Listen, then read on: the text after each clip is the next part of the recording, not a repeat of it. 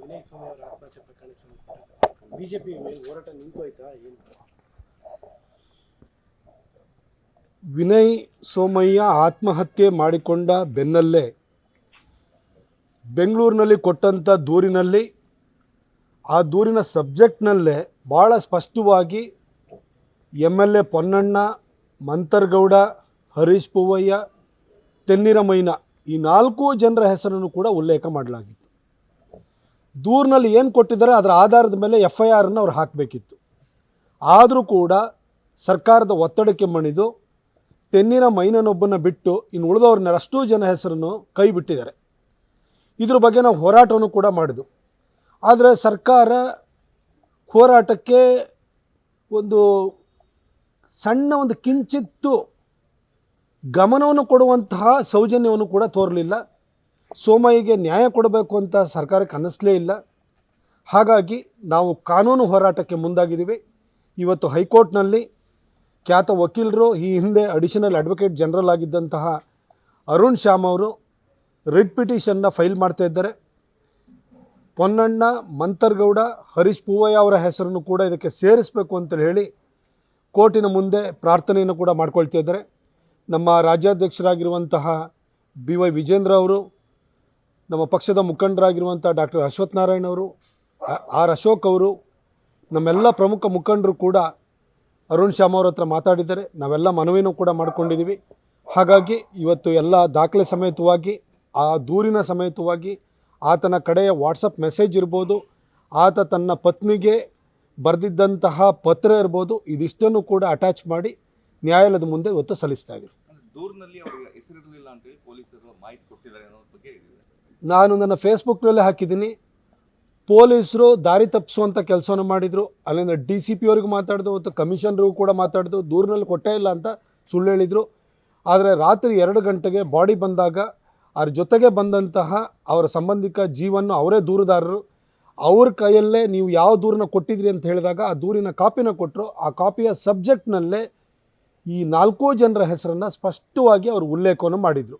ಇಷ್ಟಾಗಿಯೂ ಕೂಡ ಪೊಲೀಸರು ಕಾನೂನಿಗೆ ಅನುಗುಣವಾಗಿ ನಡ್ಕೊಳ್ಳೋ ಬದಲು ಸರ್ಕಾರದ ಮೂಗಿನೇರೋಕ್ಕೆ ನಡ್ಕೊಂಡು ಈ ರೀತಿ ದಾರಿ ತಪ್ಪಿಸುವಂಥ ಹೇಳಿಕೆಯನ್ನು ಮಾಧ್ಯಮಗಳಿಗೆ ಹರಿಬಿಡೋ ಕೆಲಸನ ಮಾಡಿದ್ದಾರೆ. ತಮ್ಮ ವಿರುದ್ಧ ಪ್ರತಿಭಟನೆ ಆಗ್ತಾ ಇರುವಂಥದ್ದು, ನೀವು ಹೋದರೆ ಅಲ್ಲಿ ನಿಮ್ಮನ್ನು ಒಳಗಡೆ ಬಿಟ್ಕೊಳ್ಳಲ್ಲ ಅನ್ನುವಂಥ ಸ್ಟೇಟ್ಮೆಂಟನ್ನು ಕೂಡ ಸ್ಥಳೀಯ ಶಾಸಕರು ಮಾಡ್ತಾರೆ. ಇವತ್ತು ಒಂದು 11 ಗಂಟೆ ಅಥವಾ 11:15 ನಾನು ಮಡಿಕೇರಿನಲ್ಲೇ ಇರ್ತೀನಿ. ಹಾಗೂ SP ಮತ್ತು DC ಇಬ್ಬರನ್ನೂ ಕೂಡ ಭೇಟಿಯಾಗ್ಲಿಕ್ಕೆ ಹೋಗ್ತೀನಿ. ಅದು ಯಾರ್ಯಾರು ಭಾಳ ವೀರಾವೇಶದಿಂದ ಮಾತಾಡಿದಾರಲ್ಲ ಅವರೆಲ್ಲರೂ ಕೂಡ ಇವತ್ತು ಮಡಿಕೇರಿಗೆ ಬನ್ನಿ. ನಾನು ನಿನ್ನೆ ಸಂಜೆನೇ ಫೇಸ್ಬುಕ್ನಲ್ಲಿ ಹಾಕಿದ್ದೀನಿ. ಕಡೆ ಕ್ಷಣದಲ್ಲಿ ಹೇಳ್ಬಿಟ್ಟ ಅಂತ ಆಗಬಾರ್ದು ನಿಮಗೆ, ಅದಕ್ಕೆ ಅಡ್ವಾನ್ಸಾಗಿ ನೋಟಿಸ್ ಕೊಟ್ಟಿದ್ದೀನಿ. ಬನ್ನಿ, ಅದು ಯಾರ್ಯಾರು ಭಾಳ ಪೌರುಷವನ್ನು ತೋರಿಸುವಂಥವ್ರು ಇದ್ದೀರಿ ದಯವಿಟ್ಟು ಬನ್ನಿ. ಸಾವಿನಲ್ಲೂ ರಾಜಕಾರಣ ಮಾಡುವಂಥ ಕೆಲಸ ಆಗ್ತದೆ ಅನ್ನೋ ಆರೋಪ. ಮೊದಲನೇದಾಗಿ ವಿನಯ್ ಸೋಮಯ್ಯನ ಕೊಂದವ್ರು ಯಾರು? ಕೊಂದಿದ್ದೆ ಪೊನ್ನಣ್ಣ. ಆತನ ವಿರುದ್ಧ ಒಂದು ವಾಟ್ಸಪ್ ಗ್ರೂಪ್ನಲ್ಲಿ ಆತ ಅಡ್ಮಿನ್ ಇದ್ದಾನೆ. ಅಡ್ಮಿನ್ ಮೇಲೆ ಕೇಸ್ ಹಾಕುವಂಥದ್ದು, ಅವನಿಗೆ ಹೆರಾಸ್ಮೆಂಟ್ ಮಾಡುವಂಥದ್ದು, ತಹಸೀಲ್ದಾರಿಗೆ ಚಿತಾವಣೆ ಕೊಟ್ಟು 107 ಹಾಕ್ತೀವಿ, ರೌಡಿ ಶೂಟ್ ಓಪನ್ ಮಾಡ್ತೀವಿ ಅಂತೇಳಿ ಹೇಳಿ ಬೆದರಿಸುವಂಥದ್ದು ಈ ಕೆಲಸವನ್ನು ಮಾಡ್ತಾರೆ. ಅದು ಪೊನ್ನಣ್ಣ ಮಾಡಿರುವಂಥದ್ದು. ಪೊನ್ನಣ್ಣ ಕೊಂದಿದ್ರಿಂದಲೇ ಅಲ್ವಾ ನಾವು ಸಾವಿಗೆ ನ್ಯಾಯ ಕೊಡಿ ಅಂತ ಹೋಗಿದ್ದು. ಸಾವಿಗೆ ನ್ಯಾಯ ಕೇಳಿದರೆ ರಾಜಕೀಯ ಆಗುತ್ತೆ. ಸಾಯಿಸಿದವನು ಕೊಲೆಗಡಕನ ಕಥೆ ಏನು? ಕೊಲೆಗಡಕನ ಬಾಯಲ್ಲಿ ಇವತ್ತು ಸಾವನ್ನ ಇಟ್ಕೊಂಡು ಹೆಣ ಇಟ್ಕೊಂಡು ರಾಜಕೀಯ ಮಾಡ್ತಿದ್ದಾರೆ ಅಂತ ಹೇಳ್ತಾರೆ. ಆತನ ವಿನಯ್ ಸೋಮಯ್ಯನ ಕೊಂದಿದ್ದೇ ಪೊನ್ನಣ್ಣ ಅಲ್ವಾ? ಸರ್, ತಮ್ಮ ಪ್ರತಿಕೃತಿ ದಹನ ಮಾಡುವಂಥದ್ದು, ಚಪ್ಪಲಿ ಹಾಕಿ ಎಲ್ಲವೂ ಕೂಡ ನಿನ್ನೆ ಮಡಿಕೇರಿಯಲ್ಲಿ ನಡೆದೋಗಿದೆ. ಇದಕ್ಕೆ ಇವತ್ತು ನಾನು ಮಡಿಕೇರಿನಲ್ಲೇ ಉತ್ತರ ಕೊಡ್ತೀನಿ. ಈಶ್ವರಪ್ಪ ಅವರ ಪ್ರಕರಣದಲ್ಲಿ ಆದಂತೆ ಆಡಳಿತ ಪಕ್ಷ ಇದ್ರು FIR ಆಗ್ತದೆ ಅವ್ರ ಮೇಲೆ ದಾಖಲು. ಇವ್ರ ಮೇಲೆ ಯಾಕೆ FIR? ಏನಾದ್ರು ಕಾಣದ ಕೈಗಳು ಕೆಲಸ ಮಾಡ್ತಾರೆ ಅಥವಾ ಸರ್ಕಾರ ನೇರವಾಗಿ ಭಾಗಿಯಾಗ್ತದೆ? ಸಿದ್ದರಾಮಯ್ಯನವರೇ ಮಾಧ್ಯಮಗಳಿಗೆ ಹೇಳಿಕೆ ಕೊಡ್ತಾರೆ, ಏನು BJP ಅವರು ಪ್ರೊಟೆಸ್ಟ್ ಮಾಡಿದ್ರು ಅಂತ ಹೇಳಿದ ಕೂಡಲೇ ನಾವು FIR ಹಾಕೋಕ್ಕಾಗುತ್ತಾ ಅಂತಾರೆ. ಸಿದ್ದರಾಮಯ್ಯನವರು ಈ ಒಂದು ರಾಜ್ಯದ ಮುಖ್ಯಮಂತ್ರಿಯಾಗಿ ಒಬ್ಬ ಅಮಾಯಕ ತೀರ್ಕೊಂಡಿದ್ದಾನೆ, ಆತ್ಮಹತ್ಯೆ ಮಾಡಿಕೊಂಡಿದ್ದಾನೆ. ಅದು ಅವರ ಶಾಸಕರ ಒತ್ತಡದಿಂದ ತೀರ್ಕೊಂಡಿದ್ದಾನೆ. ಇಷ್ಟಾಗಿಯೂ ಕೂಡ 6 ಕೋಟಿ ಕನ್ನಡಿಗರ ಪ್ರತಿನಿಧಿಯಾಗಿ ಮಾತಾಡೋದ್ರ ಬದಲು ಕಾಂಗ್ರೆಸ್ಸಿನ ಕಾರ್ಡ್ ಹೋಲ್ಡರ್ ಥರ ಅವರು ಹೇಳಿಕೆಯನ್ನು ಕೊಡ್ತಾರೆ ಅಂತಂದರೆ ಈ ರಾಜ್ಯದ ದುರ್ದೈವ ಅದು. ಕ್ಯಾಸ್ಪರಳ್ಳಿ ವಿಚಾರ ಬಂದಿದೆ. DC ಅವರಿಗೆ ಒಂದು ಆರ್ಡರ್ ಮಾಡಿದ್ದಾರೆ, ಅರೇಬಿಕ್ ಶಾಲೆ ತೆಗಿಬೇಕು ಅಂತ. ಬಹುತೇಕ ತೆಗೆಯುವಂತಹ ಲಕ್ಷಣಗಳೇ ಕಾಣ್ತಾ ಇದೆ ಸರ್. ನಾನು ಸಂಸದನಾಗಿದ್ದಂಥ ಸಂದರ್ಭದಲ್ಲಿ 2015ರಲ್ಲಿ ಇದೇ ಕ್ಯಾತ್ಮಾರ್ನಹಳ್ಳಿಯ ಮಸೀದಿಗೆ ಸಂಬಂಧಪಟ್ಟ ಹಾಗೆ ಗಲಾಟೆ ನಡೆದು ರಾಜುನ ಹತ್ಯೆ ಆಯಿತು. ಆ 2015ರಲ್ಲಿ ರಾಜು ಹತ್ಯೆ ಆದಾಗ ನಾನು ಖುದ್ದಾಗಿ ಸ್ಥಳಕ್ಕೆ ಹೋಗಿ ಅಲ್ಲಿ ನಿಂತು ಸ್ಥಳೀಯರ ಜೊತೆ ಸೇರಿ ಆ ಮಸೀದಿನ ಮುಚ್ಚಿಸಿದ್ದೆ. ಇವತ್ತು ನಾನು ಸಂಸದ್ನಿಲ್ಲ, 9 ವರ್ಷಗಳ ನಂತರ ಮತ್ತೆ ಸಿದ್ದರಾಮಯ್ಯನವರು ಮುಖ್ಯಮಂತ್ರಿಯಾಗಿ ಬಂದಿದ್ದಾರೆ. ಇವತ್ತು ಮಸೀದಿಯನ್ನು ತೆರೆಯುವಂಥ ಒಂದು ಪ್ರಯತ್ನ ನಡೀತಾ ಇದೆ. ಪೊಲೀಸ್ ಇಲಾಖೆ, ಅದು ಪೊಲೀಸ್ ಕಮಿಷನರು ಭಾಳ ಸ್ಪಷ್ಟವಾಗಿ ವರದಿಯನ್ನು ಕೊಟ್ಟಿದ್ದಾರೆ. ಒಂದು ವೇಳೆ ಈ ಮಸೀದಿಯನ್ನು ತೆರೀತು ಅಂತಂದರೆ ಅದು ಮದ್ರಸಾ ಹೆಸರಿನಲ್ಲಿ ತರಲಿ, ಏನೇ ತರಲಿ, ಚಟುವಟಿಕೆ ಒಂದೇ ನಡೆಯುತ್ತೆ. ಈ ಹಿಂದೆನೂ ಕೂಡ ಮದ್ರಸಾ ಅಂತ ಹೇಳ್ಕೊಂಡೆ ಅದು ಮಸೀದಿ ಮಾಡ್ಕೊಂಡಿದ್ರು. ಹಾಗಾಗಿ ಪೊಲೀಸರು ಒಂದು ವೇಳೆ ಇದನ್ನು ತೆರೆದ್ರೆ ಕೋಮು ಸಂಘರ್ಷಕ್ಕೆ ದಾರಿ ಆಗುತ್ತೆ ಅಂತೇಳಿ ವರದಿನ ಕೊಟ್ಟಿದ್ದಾರೆ. ಇಷ್ಟಾಗಿಯೂ ಕೂಡ DC ಅವರು ಯಾಕೆ ಈ ಥರ ಆರ್ಡರ್ ಕೊಡ್ತಾ ಇದ್ದಾರೆ? ಲಾ ಆ್ಯಂಡ್ ಆರ್ಡ್ರನ್ನ ಮೇಂಟೈನ್ ಮಾಡಬೇಕಾದದ್ದು, ಕಾಪಾಡಬೇಕಾದದ್ದು ಪೊಲೀಸ್ ಕಮಿಷನರ್ ಕರ್ತವ್ಯ ಆಗಿರುತ್ತದೆ. ಪೊಲೀಸ್ ವರಿಷ್ಠಾಧಿಕಾರಿನೇ ಈ ವರದಿನ ಕೊಟ್ಟಿದ್ದಾರೆ, ಕೋಮು ಸಂಘರ್ಷಕ್ಕೆ ದಾರಿ ಆಗುತ್ತೆ ಅಂತೇಳಿ. ಇಷ್ಟಾಗಿಯೂ ಕೂಡ DC ಅವರಿಗೆ ಅದು ಯಾವ ಒತ್ತಡ ಇದೆ, ಆ ಯಾವ ಅನಿವಾರ್ಯತೆ ಇದನ್ನು ಓಪನ್ ಮಾಡಬೇಕು ಅಂತ. ಆದರೂ ಸರಿ, ಮದ್ರಸಾದಲ್ಲಿ ಏನು ಕಲಿಸ್ತಾರೆ ಸರ್? ರೈಟ್ ಟು ಎಜುಕೇಷನ್ನು, ಶಿಕ್ಷಣ ಅದು ಮೂಲಭೂತ ಹಕ್ಕು ಹೌದು. ಮಸೀದಿನಲ್ಲಿ ಅಥವಾ ಮದ್ರಸಾದಲ್ಲಿ ಏನು ಶಿಕ್ಷಣ ಕೊಡ್ತಾರೆ? ಅವ್ರು ರಿಲಿಜಿಯಸ್ ಇದನ್ನು ಟೀಚಿಂಗ್ಸ್ ಕೊಡೋವಂಥದ್ದು. ಅಲ್ಲೇನು ಗಣಿತ ವಿಜ್ಞಾನ ಹೇಳ್ಕೊಡ್ತಾರೆ? ಆ ಮಕ್ಕಳೇನೋ ಬಂದ್ಬಿಟ್ಟು ಒಳ್ಳೆ ಮ್ಯಾಥಮೆಟಿಷಿಯನ್ನು, ಒಳ್ಳೆ ಇಂಜಿನಿಯರು, ಒಳ್ಳೆ ಡಾಕ್ಟರ್ ಆಗ್ತಾರೆ, ಅಲ್ಲಿಂದ ಬಂದು ಕಲ್ಲು ಹೊಡೆಯೋರು ಆಗ್ತಾರೆ ಅಷ್ಟೇ. ಆ ಮದ್ರಸಾ ಬೇಕಾಯಿತು. 200 ಮೀಟ್ರ್ ದೂರದಲ್ಲೇ ದೊಡ್ಡ ಮಸೀದಿ ಇದೆ, ಅಲ್ಲಿ ಒಂದು ಮದ್ರಸಾ ಇದೆ, ಅಲ್ಲೇ ಹೇಳ್ಕೊಡ್ತಾ ಇದ್ದಾರಲ್ಲ, ಅಲ್ಲಿಗೆ ಕಳಿಸ್ಲಿ ಈ ಮಕ್ಕಳನ್ನ. ಆ ಇಡೀ ಕ್ಯಾತ್ಮಾರ್ನಹಳ್ಳಿನಲ್ಲಿ ಹುಡುಕಿದ್ರು ಕೂಡ ಇರೋಂಥದ್ದು ಮುಸಲ್ಮಾನರು ಒಂದು 4-5 ಜನ ಮನೆಗಳಿದ್ದಾವೆ. 4-5 ಮನೆಗಳಿಗೆ ಒಂದು ಮದ್ರಸಾ ತೆರೆಯುವಂಥ ಅಗತ್ಯ ಇದೆಯಾ? DC ಅವರು ಏನು ಹೇಳ್ತಾ ಇದ್ದೀರಿ? ಯಾರನ್ನ ದಾರಿ ತಪ್ಪಿಸ್ತಾ ಇದ್ದೀರಿ? ಕೋರ್ಟ್ ಆದೇಶ ಅಂತ ಹೇಳ್ತೀರಿ. ಕೋರ್ಟ್ ಮುಂದೆ ನೀವು ಹೇಳಿ, 200 ಮೀಟ್ರ್ ದೂರದಲ್ಲಿ ಒಂದು ಮದ್ರಸಾ ಇದೆ. ಈ ಹಿಂದೆನೂ ಕೂಡ ರಾಜು ಮರ್ಡರ್ ಕೇಸ್ ಜೊತೆಗೆ 15 ವಿವಿಧ ಪ್ರಕರಣಗಳು ಸಂಭವಿಸಿದವೆ. ಹಾಗಾಗಿ ಇದನ್ನು ತೆರೆಯುವಂಥದ್ದು ಉಚಿತವಲ್ಲ ಅಂತ ಹೇಳ್ಬಿಟ್ಟು ಕೋರ್ಟಿಗೆ ಹೇಳಬೇಕೇ ಹೊರತು, ನೀವು ಸಿದ್ದರಾಮಯ್ಯನವರ ಅಣತಿಯ ಮೇರೆಗೆ ಜಮೀರ್ ಖಾನ್ ಹೇಳ್ದಂಗೆ ನೀವು ನಡ್ಕೊಳ್ತೀರಿ ಅಂತಂದರೆ ನೀವೇನು ಮೈಸೂರಿನಲ್ಲಿ ಶಾಂತಿನ ಕದಡಬೇಕು ಅಂತ ಅಂದ್ಕೊಂಡಿದ್ದೀರಾ? ಅದಕ್ಕೆ ಅವಕಾಶ ಮಾಡಿಕೊಡ್ಬೇಕು ಅಂತ ಅಂದ್ಕೊಂಡಿದ್ದೀರಾ? ನಿಮ್ಮ ಬಗ್ಗೆ ಗೌರವ ಇದೆ, ಆದರೆ ಒಬ್ಬರು ಜಿಲ್ಲಾಧಿಕಾರಿಗಳಾಗಿ ಕಾನೂನು ಸುವ್ಯವಸ್ಥೆಯನ್ನು ಕಾಪಾಡಬೇಕಾದಂಥ ಜವಾಬ್ದಾರಿ ನಿಮ್ಮ ಮೇಲೆ ಇರೋದ್ರಿಂದ ನೀವು ಈ ರೀತಿ ಆದೇಶವನ್ನು ಕೊಟ್ಟಿದ್ದು ಮೈಸೂರಿನ ಶಾಂತಿ ಮತ್ತು ಸೌಹಾರ್ದತೆ ದೃಷ್ಟಿಯಿಂದ ಒಳ್ಳೆಯದಲ್ಲ. ಇದು ಕಾನೂನು ಹೋರಾಟವನ್ನು ಮಾಡ್ತೀವಿ. ಆದರೆ DC ಅವರು ಮಾಡಿದ್ದು ಒಂದು ಅಕ್ಷಮ್ಯ ಕೆಲಸ ಇದೆ. 9 ವರ್ಷದಿಂದ ಶಾಂತಿ ನೆಲೆಸಿದೆ. ಮುಂದೆ ಏನಾದ್ರು ಅನಾಹುತಗಳು, ಯಾಕಂದ್ರೆ ಮೆರವಣಿಗೆಗಳು ಸಾಕ್ತದೆ, ಯಾವ್ದು ಜಾತ್ರೆಗಳಿರ್ತದೆ, ಕಲ್ಲು ತೂರಾಟ ಏನಾದ್ರು ಯಾರು ಹೊಣೆ ಆಗ್ತಾರೆ ಅಂತ? ಕ್ಯಾತ್ಮಾರ್ನಹಳ್ಳಿ ಬರುವಂಥದ್ದು ಉದಯಗಿರಿ ಪೊಲೀಸ್ ಸ್ಟೇಷನ್ ವ್ಯಾಪ್ತಿನಲ್ಲಿ. ಪೊಲೀಸರಿಗೆ ರಕ್ಷಣೆ ಇಲ್ಲ ಅನ್ನೋದು ಮೊನ್ನೆ ಅಷ್ಟೇ ಪ್ರೂವ್ ಆಗಿದೆ. ಪೊಲೀಸರ ಮೇಲೆ ದಾಳಿಯಾಗಿದೆ. ಇಷ್ಟಾಗಿಯೂ ಕೂಡ ಮದ್ರಸಾ ಅಂತೇಳಿ ಓಪನ್ ಮಾಡ್ತೀವಿ ಅಂತೇಳಿ DC ಅವರು ಅವಕಾಶ ಕೊಡ್ತಾರಲ್ಲ, DC ಅವರು ಅದನ್ನು ಆದೇಶವನ್ನು ಮಾಡಿದ್ರು ಅಥವಾ ಜಮೀರ್ ಅಹಮದ್ ಖಾನ್ ಆದೇಶವನ್ನು ಬರೆದುಬಿಟ್ಟು DC ಕೈಲಿ ಸೈನ್ ಹಾಕ್ಸಿದ್ರು? ನನಗಂತೂ ಡೌಟ್ ಆಗ್ತಿದೆ. ಯಾಕಂದರೆ ಲಕ್ಷ್ಮೀಕಾಂತ್ ರೆಡ್ಡಿ ಅವರು ಸ್ವಲ್ಪ ಪ್ರಜ್ಞಾವಂತ ಮನುಷ್ಯ. ಅವರು ಈ ರೀತಿ ಆದೇಶವನ್ನು ಕೊಡೋದಕ್ಕೆ ಸ್ವಲ್ಪ ಯೋಚನೆಯನ್ನು ಮಾಡೋರು. ಆದರೆ ಇದು ಜಮೀರ್ ಅಹಮದ್ ಖಾನ್ ಮತ್ತು ಸಿದ್ದರಾಮಯ್ಯನವರು ಬರೆದುಬಿಟ್ಟು DC ಕೈಲಿ ಸೈನ್ ಹಾಕ್ಸಿದ್ರು ಅಂತ ಕಾಣಿಸ್ತಾರೆ.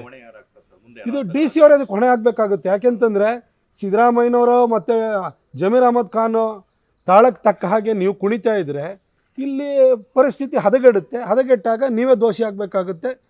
ಕೊನೆಗೆ ಅದನ್ನು ನಿಮ್ಮ ತಲೆದಂಡವನ್ನೇ ಮಾಡ್ತಾರೆ. ಅದಕ್ಕೋಸ್ಕರ ನಾನು DC ಅವರಲ್ಲಿ ಮತ್ತೊಂದು ಸರಿ ಕೇಳ್ಕೊಳ್ತೀನಿ, ದಯವಿಟ್ಟು ಈ ಆದೇಶವನ್ನು ವಾಪಸ್ ತೊಗೊಳ್ಳಿ. ಕೋರ್ಟ್ ಮುಂದೆ ಹೇಳಿ, ಜಡ್ಜ್ಗಳಿಗೆ ಬಂದು ಹೇಳಿ. ಇಲ್ಲಿ ಜಡ್ಜ್ಗಳನ್ನೇ ಖುದ್ದಾಗಿ ಇಲ್ಲಿ ಸ್ಥಳಕ್ಕೆ ಬರೋಕ್ಕೆ ಹೇಳಿ, ಅವ್ರಿಗೆ ಅರ್ಥ ಆಗುತ್ತೆ.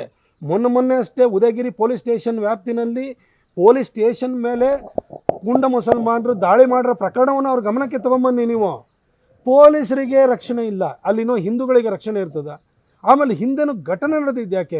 ಅಲ್ಲಿ ಮದ್ರಸಾ ಅಂತಲೇ ಪ್ರಾರಂಭ ಮಾಡಿಕೊಂಡು ಅಲ್ಲಿ ಮಸೀದಿ ಚಟುವಟಿಕೆ ಮಾಡೋರು ಸುಮ್ಮನೆ ಬಂದು ಹೋಗ್ತಾರೆ. ಶಾಲೆ ಅಂತಂದರೆ ಅದಕ್ಕೆ ಇಷ್ಟೊತ್ತು ಕ್ಲಾಸ್ ಅವರ್ಸ್ ಅಂತ ಇರ್ತದೆ. ಆ ಕ್ಲಾಸ್ ಅವರ್ಸಲ್ಲಿ ಓಪನ್ ಆಗುತ್ತೆ, ಆಮೇಲೆ ಕ್ಲೋಸ್ ಮಾಡ್ತಾರೆ.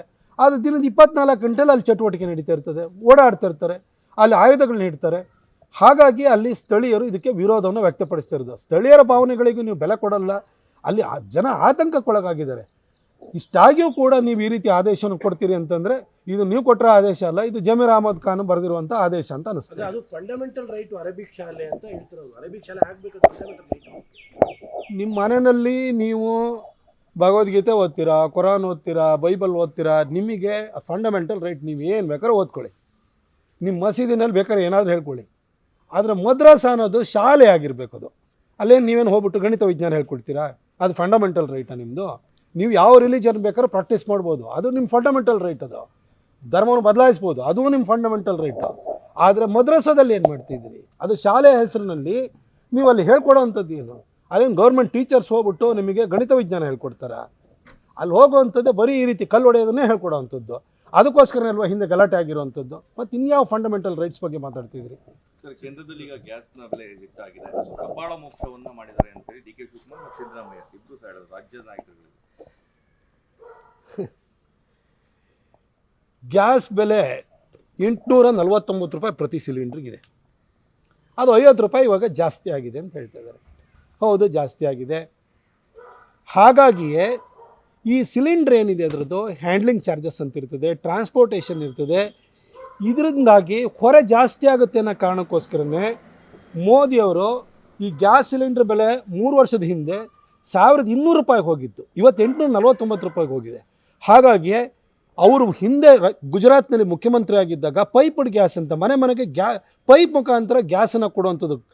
ಹೇಗೆ ತಂತಿನಲ್ಲಿ ಕರೆಂಟ್ ಬರ್ತದೋ, ಪೈಪ್ನಲ್ಲಿ ನೀರು ಬರ್ತದೋ, ಹಾಗೆ ಪೈಪ್ನಲ್ಲೇ ಗ್ಯಾಸನ್ನು ಕೊಡಬೇಕು ಅಂತಲೇ ಅವರು ಪ್ರಧಾನಿ ಆದ ನಂತರ ಯೋಚನೆಯನ್ನು ಮಾಡಿ ಪೈಪ್ಡ್ ಗ್ಯಾಸ್ ಯೋಜನೆಯನ್ನು ತೊಗೊಂಬಂದರು. ನಮ್ಮ ಮೈಸೂರಿನಲ್ಲೂ ತಂದಿದ್ದೀವಿ ಅದನ್ನು ಪೈಪ್ಲೈನು ಲೇ ಮಾಡೋವಂಥ ಕೆಲಸ ನಡೀತಾ ಇದೆ.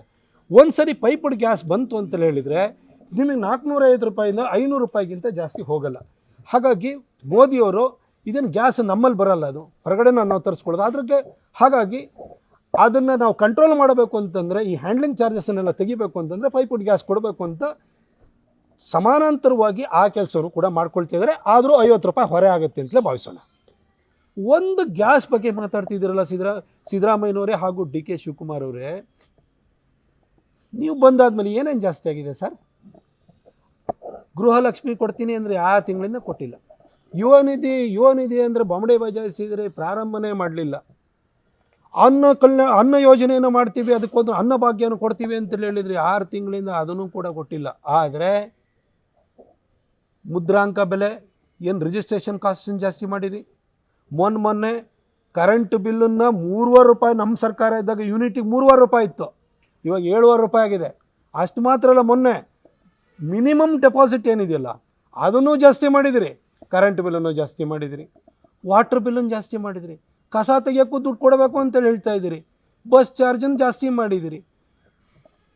ಹಾಗೆ ಯಾವುದೇ ಸರ್ಕಾರಿ ಸೇವೆಗಳಿರ್ಬೋದು, ಒಂದನ್ನಾದ್ರೂ ಕೂಡ ನೀವು ಜನರಿಗೆ ಅಫೋರ್ಡೆಬಲ್ ಆಗಿ ಇಟ್ಟಿದ್ದೀರ. ನೀವು ಆಯಿತು, ರೈತ ಪಂಪ್ ಸೆಟ್ಟನ್ನು ಹಾಕ್ಕೊಳ್ತಿದ್ದ, ನಮ್ಮ ಸರ್ಕಾರ ಇರಬೇಕಾದ್ರೆ ಅವನು 24,000 ರೂಪಾಯಿನ ಕಟ್ಟಿಬಿಟ್ರೆ ಅವನಿಗೆ ಅದು ಟ್ರಾನ್ಸ್ಫಾರ್ಮರ್ ಸಮೇತ ಲೈನೂ ಹಾಕಿ ಕೊಡಬೇಕಾದ್ರು. ಇವಾಗ ಎಷ್ಟಾಗಿದೆ ಸರ್? 2 ಲಕ್ಷ ರೂಪಾಯಿ ಆಗಿದೆ. ನೀವು ರೈತನಿಗೆ ಇದನ್ನೇ ಕೊಡ್ತಾ ಇರೋವಂಥದ್ದು. ನಿಮ್ಮ ಸರ್ಕಾರದಲ್ಲಿ ಪ್ರತಿಯೊಂದ್ರ ಬೆಲೆನೂ ಜಾಸ್ತಿ ಆಗಿದೆ. ಮೊನ್ನೆ ಪೆಟ್ರೋಲ್ ಡೀಸೆಲ್ಲು ಯಾವಾಗಲೂ ಮೋದಿ ಸರ್ಕಾರ ಮೊನ್ನೆ ಪೆಟ್ರೋಲ್ ಡೀಸೆಲ್ ಬೆಲೆ ಯಾರು ಸರ್ ಜಾಸ್ತಿ ಮಾಡಿರೋವಂಥದ್ದು? ನಿಮ್ಮ ಸರ್ಕಾರ ಜಾಸ್ತಿ ಮಾಡಿರೋವಂಥದ್ದು. ಲೂಟಿ ಹೊಡಿತಾನೇ ಇದ್ದೀರಿ, ಜನರನ್ನು ಪ್ರತಿನಿತ್ಯನೂ ಸುಲಿಗೆ ಮಾಡ್ತಾಯಿದ್ದೀರಿ. ಅದನ್ನೆಲ್ಲ ಬಿಟ್ಟರೆ ಒಂದು ಗ್ಯಾಸು ಅಂತೀರಿ. ನಿಮ್ಮ ಸರ್ಕಾರದಲ್ಲಿ ಎಲ್ಲದರಲ್ಲೂ ಸುಲಿಗೆ ಮಾಡ್ತಾಯಿದ್ದೀರಲ್ಲ ಸರ್. ಕಸಾಯತಕ್ಕೂ ದುಡ್ಡು ಕೇಳ್ತಿದ್ದೀರಲ್ಲ ನೀವು. ಬೆಂಗಳೂರಿನಲ್ಲಿ ಆಕ್ಯುಪೆನ್ಸಿ ಸರ್ಟಿಫಿಕೇಟ್ ತೊಗೊಳೋದಕ್ಕೆ ಸ್ಕ್ವೇರ್ ಫುಟ್ಟಿಗೆ 100 ರೂಪಾಯಿ ಮಾಡಿರೋದು ಯಾರು? ಡಿ ಕೆ ಶಿವಕುಮಾರ್ ಅವರೇ. ಬಿಲ್ಡರ್ಸಿಗೆ ಗೊತ್ತಿಲ್ವಾ? ನಮ್ಮ ಸರ್ಕಾರ ಇರಬೇಕಾದ್ರೆ 40% ಅಂತ ಹೇಳಿದಂತಹ ಗುತ್ತಿಗೆದಾರರ ಸಂಘದ ಕೆಂಪಣ್ಣ ನಿಮ್ಮ ಸರ್ಕಾರ ಬಂದಾದ್ಮೇಲೆ 60%ಗಿಂತ ಜಾಸ್ತಿ ಆಗೋಯ್ತು ಅಂತ ಹೇಳ್ಬಿಟ್ಟು ಆ ಸತ್ತೇ ಹೋಗ್ಬಿಟ್ಟ. ಈ ಕೆಲಸ ನಿಮ್ಮ ಸರ್ಕಾರದಲ್ಲಿ ನಡೀತಾ ಇದೆ. ಇದನ್ನು ಬಿಟ್ಬಿಟ್ಟು ಇದನ್ನು ಗ್ಯಾಸ್ ಪ್ರೈಸ್ ಅಂತ ಮಾತಾಡ್ತೀರಿ. ನಾವು ಪೈಪ್ಡ್ ಗ್ಯಾಸ್ ಕೊಡೋ ಮುಖಾಂತರ ಅದನ್ನು ಕೂಡ ತಹಬಂದಿಗೆ ನಾವು ತರ್ತೀವಿ. ಆದರೆ ನೀವು ಬ್ರ್ಯಾಂಡ್ ಬೆಂಗಳೂರು ಅಂತಿದ್ರಲ್ಲ ಡಿ ಕೆ ಶಿವಕುಮಾರ್ ಅವರೇ, ಬ್ರ್ಯಾಂಡ್ ಬೆಂಗಳೂರಲ್ಲ, ಗುಂಡಿ ಬೆಂಗಳೂರು ಆಗಿದೆ. ಫಸ್ಟು ನೀವೇನು ಜನಕ್ಕೆ 2 ವರ್ಷದ ಹಿಂದೆ ಹೇಳಿದ್ರಿ, ಮೇ 20 ಬಂದರೆ 2 ವರ್ಷ ತುಂಬುತ್ತೆ ನಿಮ್ಮ ಸರ್ಕಾರ ಬಂದು. ನಿಮಗೆ ಕೊಟ್ಟ ಕೆಲಸವನ್ನು ಮಾಡ್ದಲೆ ಬರೀ ಯಾವಾಗಲೂ ಕೇಂದ್ರ ಸರ್ಕಾರದ ಬಗ್ಗೆ ಮಾತಾಡ್ತೀರಿ. ಡಿ ಕೆ ಶಿವಕುಮಾರ್ ಅವರು ಇಲ್ಲಿ ಸಿಕ್ತವ್ರ ಮೇಲೆಲ್ಲ ಏರು ಹೋಗ್ತೀರಿ, ಭಾಳ ಮಾತಾಡ್ತೀರಿ ನೀವು. ಮೊನ್ನೆ ಸ್ಟಾಲಿನ್ ಹತ್ರ ಹೋದಾಗ ಮೇಕೆದಾಟದ ಬಗ್ಗೆ ಮಾತಾಡಲಿಲ್ವಲ್ಲ ನೀವು? ಮಾತಾಡಿ ಸರ್ ಅದ್ರ ಬಗ್ಗೆ. ಮೇಕೆದಾಟು ಬಗ್ಗೆ ಮಾತಾಡೋಕ್ಕಾಗಲ್ಲ, ಕಳಸಾ ಬಂಡೂರಿ ಬಗ್ಗೆ ಮಾತಾಡೋಕ್ಕಾಗಲ್ಲ. ಇಲ್ಲಿ ಬಂದು ಯಾವಾಗಲೂ BJP ಬೈಯೋದನ್ನು ಮಾತ್ರ ಚೆನ್ನಾಗಿ ಮಾಡಿದ್ರಿ. ಆಯ್ತು ಸರ್, BJP ಸರಿ ಇಲ್ಲ ಅಂತಲೇ ನಿಮ್ಮನ್ನು ಅಧಿಕಾರಕ್ಕೆ ತಂದಿದ್ದಲ್ವಾ, 138 ಸೀಟ್ ಕೊಟ್ಟಿರೋದಲ್ವಾ? ಏನು ಮಾಡ್ತಾಯಿದ್ರಿ ನೀವು? ನಿಮ್ಮನ್ನು ತೂಚಿ ಅಂತ ಉಗಿತಾ ಇದ್ದಾರೆ ಇವತ್ತು. ಫಸ್ಟು ನಿಮ್ಮ ಮುಖ ಒರೆಸ್ಕೊಳ್ಳಿ, ಆನಂತರ ಬೇರೆಯವ್ರ ಬಗ್ಗೆ ಮಾತಾಡೋಣ.